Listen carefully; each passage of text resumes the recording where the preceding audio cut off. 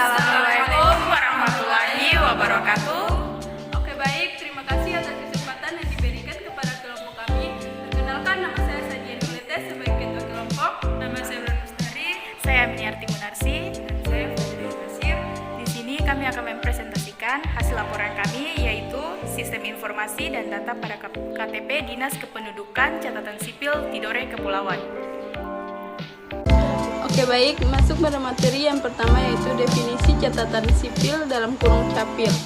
Catatan sipil adalah suatu lembaga yang diadakan oleh penguasa atau pemerintah untuk membukukan selengkapnya dan karena itu memberikan kepastian sebesar-besarnya tentang semua peristiwa yang penting bagi status keperdataan seorang seperti perkawinan, kelahiran, pengakuan anak, perceraian, dan kematian.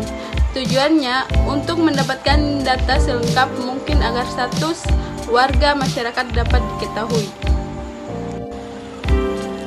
Oke lanjut, seperti yang telah tertulis di atas bahwa Dinas Kependudukan dan Pencatatan Sipil Disdukcapil untuk wilayah Kota Tidore Kepulauan Maluku Utara.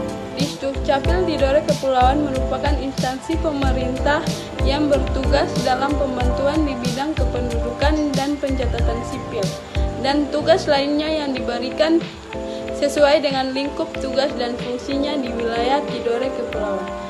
Fungsi dan tugas Dukcapil tersebut merupakan pelayanan dan dalam mengurus berbagai persuratan seperti membantu surat akta lahir atau akta kelahiran, surat dokumen kependudukan, kartu keluarga dalam kurung KK, akta kelahiran, surat keterangan pindah, hingga pembuatan KTP elektronik atau e-KTP.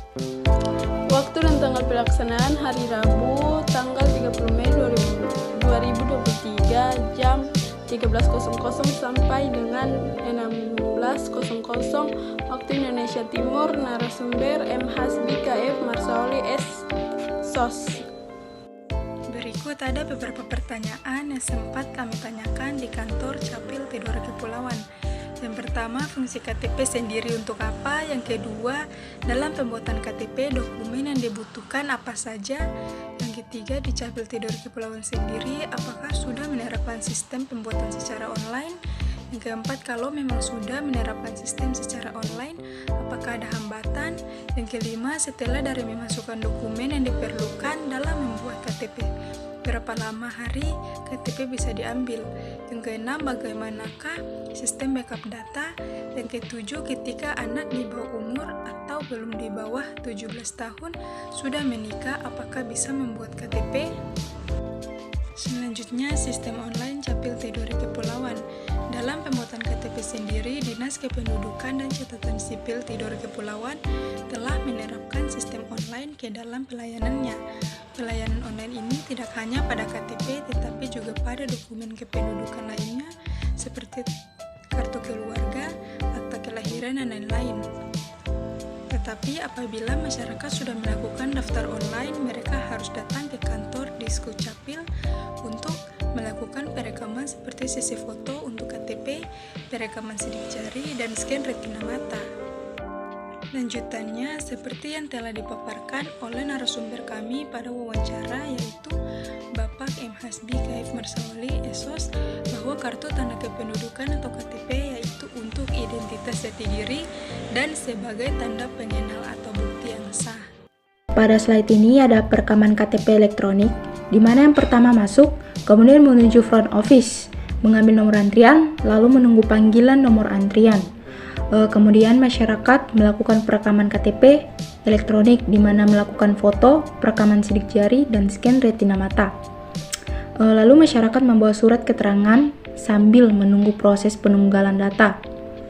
Lalu keluar, perekaman KTP ini tidak dipungut biaya atau gratis. Selanjutnya, pencetakan KTP elektronik. Yang pertama masuk, lalu menuju front office mengambil nomor antrian, kemudian menunggu panggilan nomor antrian. Lalu masyarakat membawa surat keterangan perekaman KTP elektronik asli yang akan diubah. Kemudian masyarakat membawa pulang dokumen KTP elektronik, kemudian keluar.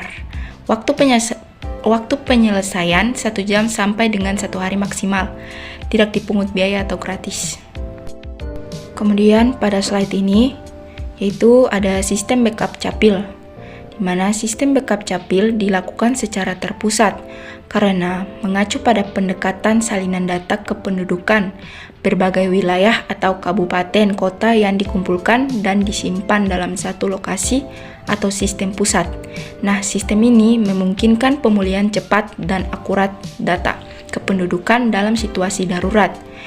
Dengan adanya sistem backup capil data yang tersimpan di lokasi yang aman dan terpisah, informasi kependudukan dapat dipulihkan dengan cepat. Sistem backup capil dirancang untuk menjaga keamanan data kependudukan dari ancaman seperti kehilangan, pencurian, dan manipulasi. Nah, backup capil data dalam sistem ini juga berfungsi sebagai arsip historis yang berisi catatan kependudukan di masa lalu, peningkatan efisiensi administrasi. Proses administrasi kependudukan dapat menjadi lebih efisien. Data yang telah dicadangkan dapat diakses dan dimanfaatkan oleh berbagai lembaga atau instansi yang berwenang, termasuk pemerintah, lembaga penelitian, dan pihak yang berkepentingan lainnya.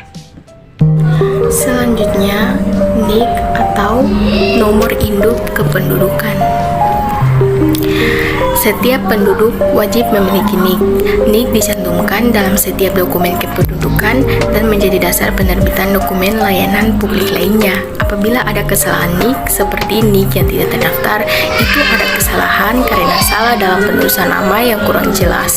Apabila nama sudah sesuai tetapi NIK masih salah, bisa melapor ke petugas capil dan akan diurus kembali. Selanjutnya, pernikahan anak di bawah umur. Apabila ada anak yang belum berusia 17 tahun tetapi sudah menikah, belum bisa membuat KTP, atau perekaman KTP sudah berjalan tetapi pada saat umur sudah 17 tahun baru bisa diambil KTP-nya, otomatis kartu keluarga belum bisa dibuat.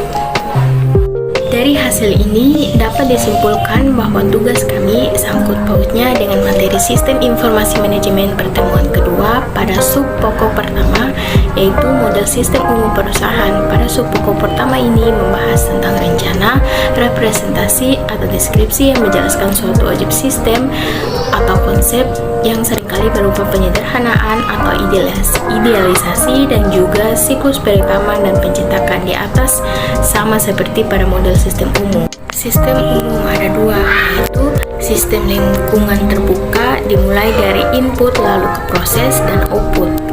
Yang kedua, sistem lingkungan tertutup. Sekian penyampaian dari